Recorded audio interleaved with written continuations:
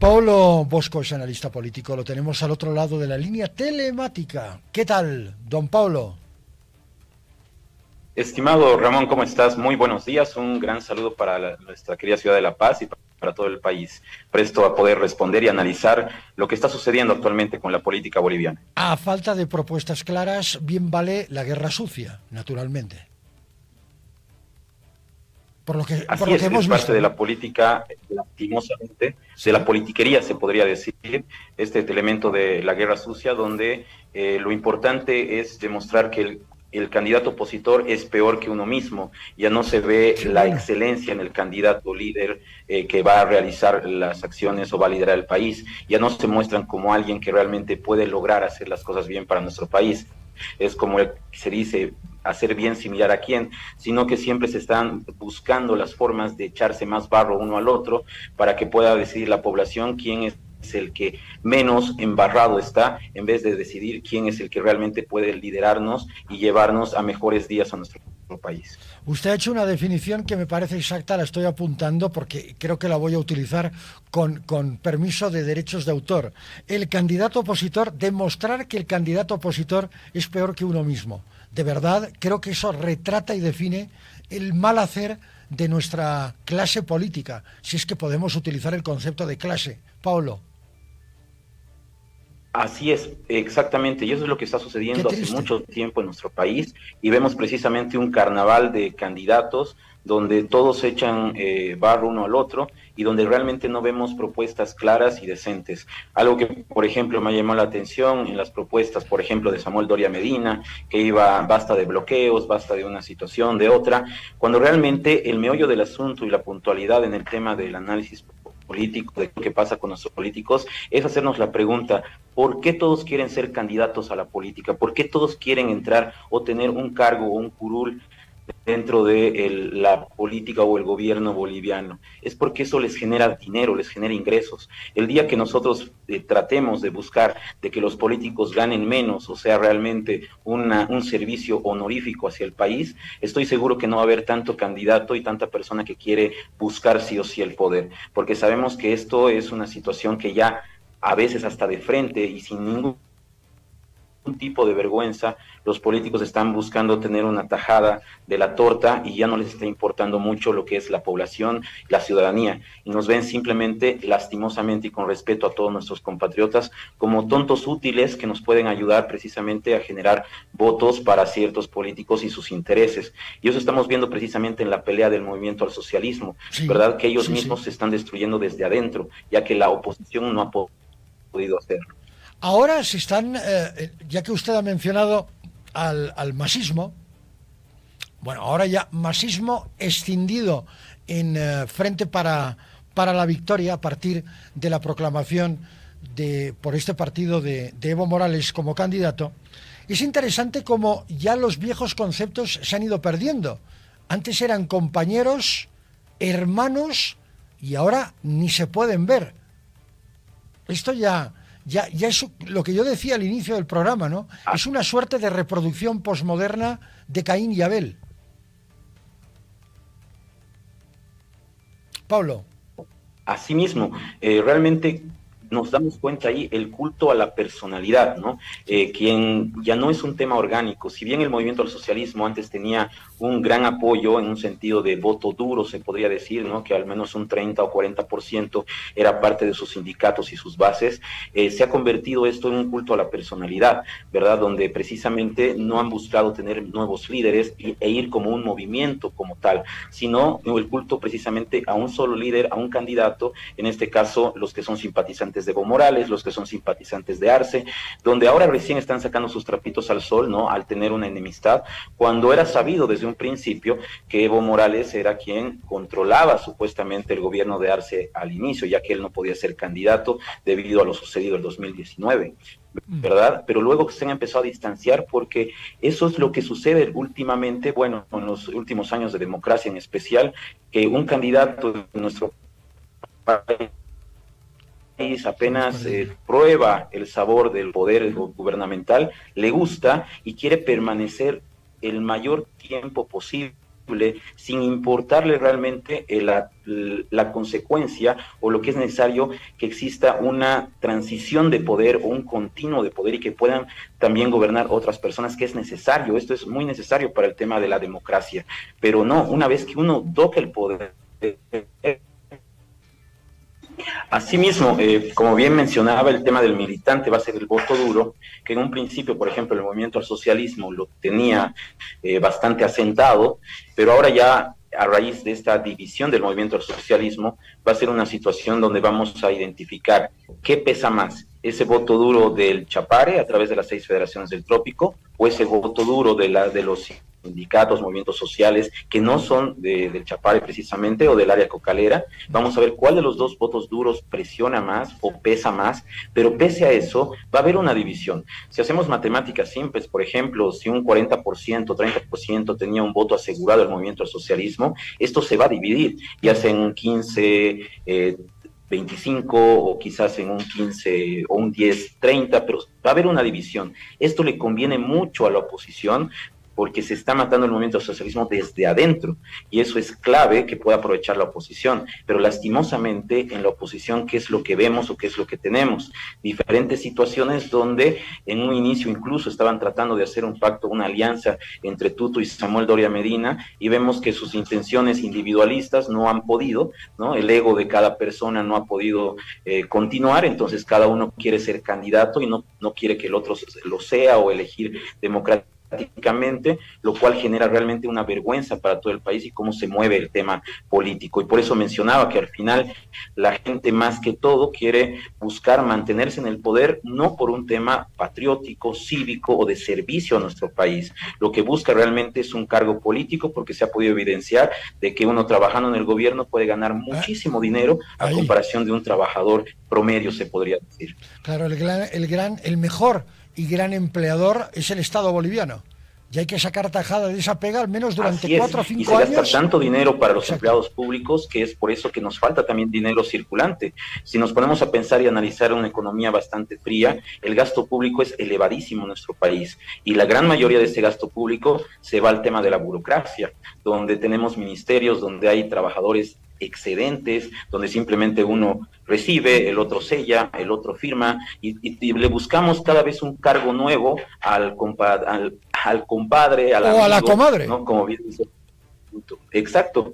Entonces, eso ya ha llegado a un punto que si los bolivianos no nos ponemos serios con respecto a valorar la política que tenemos, pues vamos a seguir sufriendo por parte de todos los políticos que quieren un pedazo de la torta. Es lastimoso, es triste y realmente es preocupante para todos nosotros, ya que tú bien sabes y todo el país lo sabe, la economía está un desastre, pero esto no afecta a los políticos, porque ellos están bien como están, siguen con su sueldo jugoso y eso no pasa nada. Y nosotros somos, como les decía, lastimosamente me incluyo, ¿no? Los tontos útiles que tenemos que asistir a votar por aquel candidato que nos parece, está mal dicho para mí, pero es menos peor que el otro, pero no tenemos un líder que realmente digamos, sí, yo apuesto por él porque realmente está proponiendo cosas interesantes. No tenemos un líder que diga, yo voy a hacer esto, yo tengo esta capacidad, yo tengo esto y no tengo una cola que me pise, ¿verdad? Entonces, no hay eso, no tenemos esa situación, porque incluso para entrar a candidatear se necesita dinero. Ya no se ve tanto el mérito de la persona, sino si puedes costearte la campaña política. Y eso es lo triste también de nuestra realidad, porque existen personas capaces, personas que realmente son profesionales, que pueden sacar al país adelante, que no estarían trabajando únicamente por el dinero, pero lastimosamente esas personas no pueden acceder a estos cargos políticos, ya que puede ser una situación de inversión, ¿no? Tú pones un dinero para la política, para poder ser electo, para poder ser de un partido, y luego una vez que estás en el partido, pues lo que te llega de dinero lo tienes que repartir a los demás, y así está funcionando nuestra política. Y nosotros mirando de palco cómo nuestra gente sufre, hay más crisis, hay más pobreza, y realmente es totalmente lamentable esta situación. Es una situación que nos está llevando a una pérdida completa de institucionalidad, porque evidentemente la degradación moral de la política boliviana ha derivado en una falta completa de institucionalidad y lógicamente la mayor parte de ellos, de los candidatos o de postulantes, ya no son creíbles, ya no generan credibilidad. ¿Por qué? Porque cuando uno en una discusión se exalta, grita, golpea, pierde, definitivamente, cuando ya no hay argumentos, sale la violencia, surge la violencia. Y lo estamos viendo en la subida de tono, en el cruce de declaraciones permanente entre los unos y los otros. Es algo ya casi insostenible, porque además genera en la opinión pública una sensación de incertidumbre y de notoria crispación. Paulo.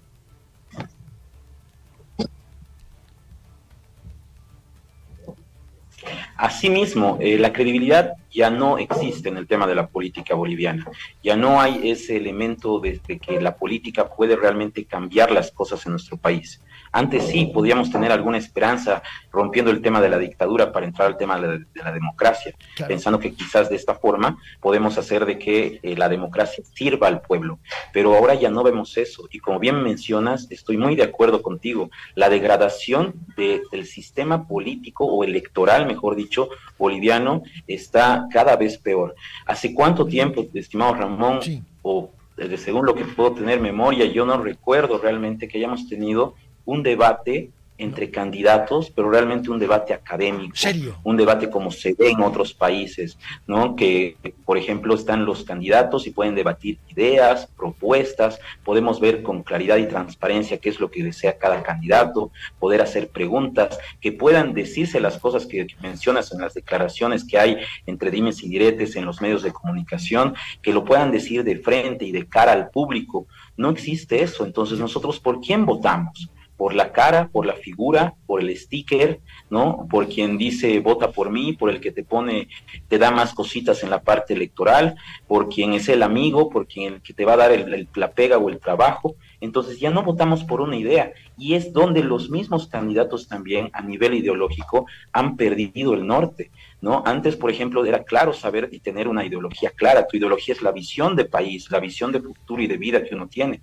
Pero si no tienes una visión de país y te autopercibes como neutral para quedar bien con todos, ¿no? Como se dice coloquialmente, no estás ni con Dios ni con el diablo para caer bien a todos, entonces no tienes una visión de país, no tienes algo claro para tener una propuesta de creación de país. Y eso vemos en todos nuestros políticos. No podemos identificar claramente, por ejemplo, un movimiento al socialismo que en su actuar muchas veces tiene unas actitudes capitalistas. Tenemos partidos liberales supuestamente, pero luego que se creen centro o neutrales. Tenemos personas que no la tienen clara y que no contactan y no hacen ese contacto y ese match con el pueblo realmente, y donde ahora, por más allá de todo, se tiene que tratar de mejorar el tema con las nuevas generaciones, con los jóvenes que van a votar, y no están conectando precisamente con las personas. Y ahí vemos que precisamente muchos de los jóvenes actuales, que precisamente yo al ser docente trabajo con muchos de ellos, es la pregunta. Les pregunto, por ejemplo, ¿a qué otro presidente que no sea del movimiento al socialismo han conocido en su vida? Ya son 20 años del movimiento al socialismo y muchos de ellos no han conocido más candidato, más presidente que el movimiento al socialismo. Entonces, es precisamente la incertidumbre de nuestro país. Si el movimiento al socialismo sigue, ¿estaremos relativamente tranquilos? Si el movimiento al socialismo sale, realmente, ¿qué pasaría? ¿Vamos a estar peor? ¿Vamos a volver a los 90s? ¿Vamos a volver a cuando cada día cambiaba el dólar y subía y bajaba? Pero ya estamos otra vez ahí. Entonces, es la incertidumbre más grande que tenemos en nuestro país hoy por hoy. Este año es año de elecciones y todos están preocupados. Hay controversias con el tema Murpiña, hay controversias con el tema de quién va de candidato para qué partido, qué frente. Se están echando barro unos a los otros, hay acusaciones y se vienen más cosas. Estoy muy seguro que va a haber más acusaciones para un poquito echar esta guerra sucia al otro candidato. Y como te dije en un principio, ningún candidato está demostrando lo bueno que es, solo está demostrando lo malo que es el contrincante. Yo creo que la definición de Paulo Bosco es la más acertada que he escuchado en los últimos tiempos, al menos la más serena y la más ecuánime. Este fin de semana pasado hubo un proceso electoral en Alemania, se elegía canciller en Alemania, y en Alemania ha habido una serie de debates electorales, naturalmente previos a la elección, pero hay una tradición muy alemana, que es el debate posterior a la elección. Es decir, se da la elección y el ganador, con los otros que han perdido la elección, se reúnen y vuelven a debatir. Esto a mí me parece un ejercicio de democracia plena, donde, ahí está, el bien mayor es justamente ese, la democracia, el acuerdo entre partes confrontadas, evidentemente, que no enfrentadas. Hay una diferencia enorme. Confrontar a enfrentar. Entonces, ¿el objetivo cuál es? Mejorar la política exterior alemana. ¿El objetivo cuál es? Bueno, pues tratar de ver cómo encajamos dentro de la Unión Europea y nuestra política migratoria, por poner un ejemplo. ¿Cómo salir adelante en materia económica cuando tenemos a Donald Trump, que ha dicho que la Unión Europea está en contra de los intereses económicos de los Estados Unidos? Bueno, todas estas cosas se trataron en el debate postelectoral y a mí me pareció un ejercicio realmente envidiable. Estamos a años luz de encontrar ese tipo de madurez política. Es más, creo que los presidentes no son, o los candidatos, los precandidatos, los postulantes, no son maduros políticamente.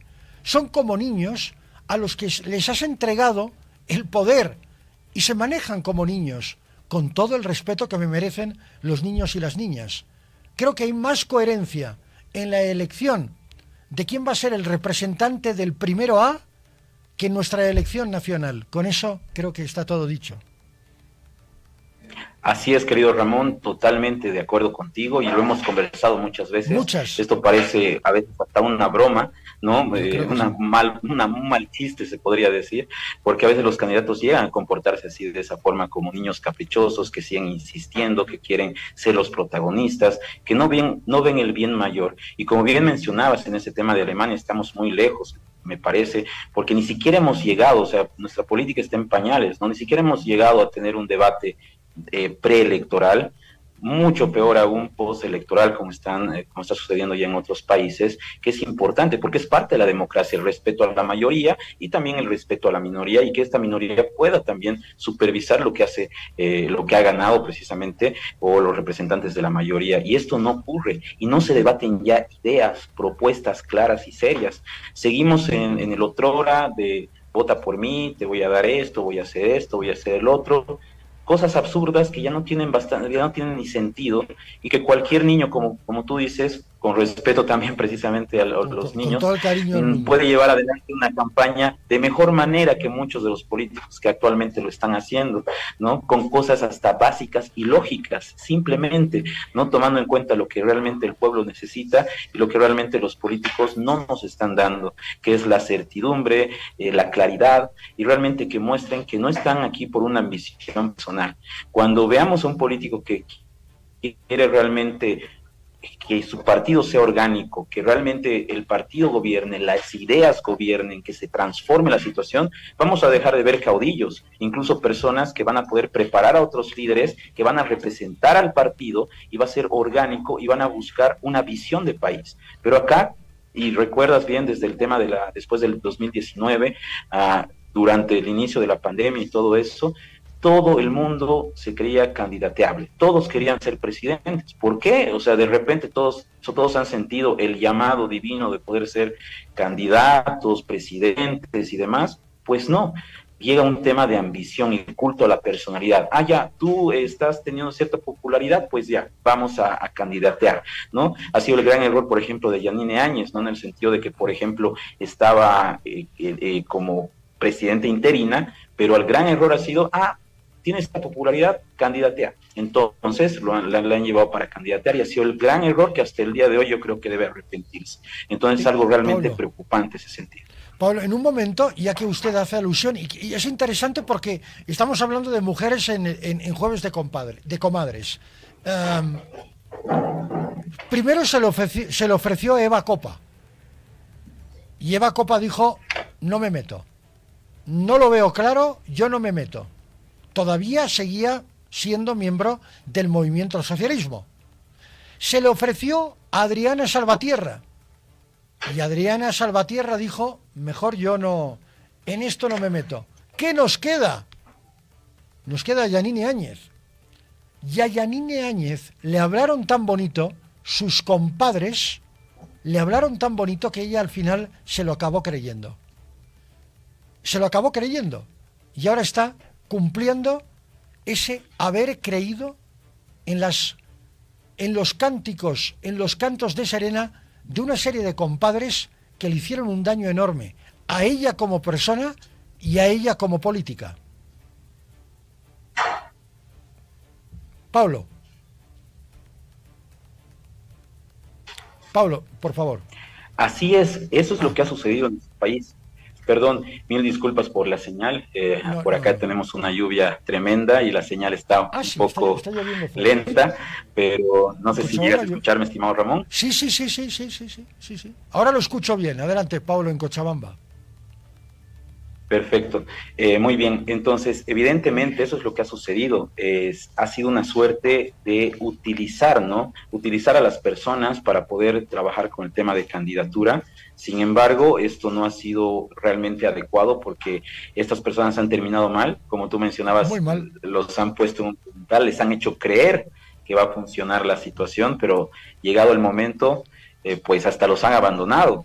No te olvides que muchos de los candidatos actuales, ¿no?, estaban en la parte posterior de Yanine Áñez, cuando ella hablaba de ser candidata, cuando sacaba el rostro por el país y demás, y ahora desaparecen. Claro. Desaparecen por arte de magia, ya no están, no son, yo no fui, yo no estuve ahí, y están candidateando, Yanine Áñez en la cárcel y los demás en plena postulación. Sí. El pueblo olvida, no sé qué opinas, Ramón. Eso está, creo que bastante cuestionable. ¿Olvidamos o realmente no? Yo no creo que olvidemos. Yo creo que tenemos, Paulo, y para ir cerrando, 8 de la mañana, 30 minutos, una memoria selectiva. Nos acordamos de lo que nos queremos acordar. Nos pasa como seres humanos y en política esto es muy evidente. Lo que nos conviene recordar, sí lo recordamos. Lo que nos resulta incómodo, ese recuerdo incómodo, lo dejamos definitivamente de lado. Yo creo que funcionamos así. Para mal, ¿no? Definitivamente para mal. Para mal, porque eso es triste, porque parte de la historia es precisamente recordar para no volver a cometer los mismos errores. Y si seguimos sin recordar y con esa memoria selectiva, que creo que lo has definido muy bien, vamos a seguir con ese mismo problema, ¿no?, que es precisamente volver a cometer los mismos errores y no salir de esta crisis y pensar que nuestro país es el último de la tabla de países importantes en Latinoamérica. Muy triste, pero cierto. Entonces, esto tiene que cambiar de una vez y depende también de nosotros, pero esperemos que podamos ver o desarrollar una mejor política, al menos a partir del debate, y que el voto de la población sea consciente, no sea simplemente voto duro o voto simpatizante simplemente, sino un voto consciente. Si yo voto por este candidato es porque realmente tiene las características, habilidades, competencias que va a hacer que este país salga adelante. Pablo, si no, pues, está tan no mal, es lo correcto. Es tan crítica la situación económica que yo creo que el voto económico va a ser el que va a prevalecer. Es decir, el voto por aquel candidato que tenga la propuesta más clara, más racional y más razonable y más convincente para que el votante al final decante su voto por él. Creo que por ahí va la cosa. Creo que la disputa electoral va a ir definitivamente por la crisis económica. Totalmente. Ya no es solamente una propaganda de que en una semana yo te garantizo esto, en una semana yo te voy a dar gasolina. No va por ahí. Va por lo racional. Sí. Lo que realmente va a ser concreto y lo que realmente nos va a sacar de esta crisis o nos va a hundir mucho más. Porque no olvidemos, el próximo gobierno que asuma, sea quien sea, va a heredar una crisis, una deuda y situaciones bastante complejas en nuestro país.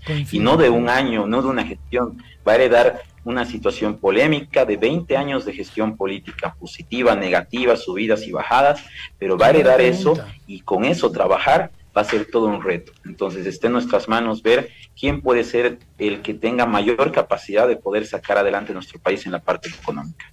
La gran pregunta que no vamos a resolver ahora, lo podemos dejar como tarea pendiente y reflexión carnavalera, es ¿qué candidato va a tener el cuero suficiente y la cintura suficiente para en 5 años superar 20 de degradación de la institucionalidad estatal en el país? en 5 años tiene que superar 20. Es grave. Grave. Pero bueno, lo dejaremos ahí, Paolo, como tarea pendiente. Es grave. Y peor si no tenemos algo radical, ¿no? Sí, sería bueno poder conversar más adelante, querido Ramón, porque esto da para largo y creo que sería interesante poder seguir con nuestra conversación, igual de cara al público, para que también el público pueda vislumbrar de forma más clara lo que está sucediendo, ¿no? Y no simplemente se deje llevar por los dimes y diretes de los candidatos, que a veces hasta confusión causan y simplemente usan eslogans políticos y no vemos la claridad del asunto, ¿no?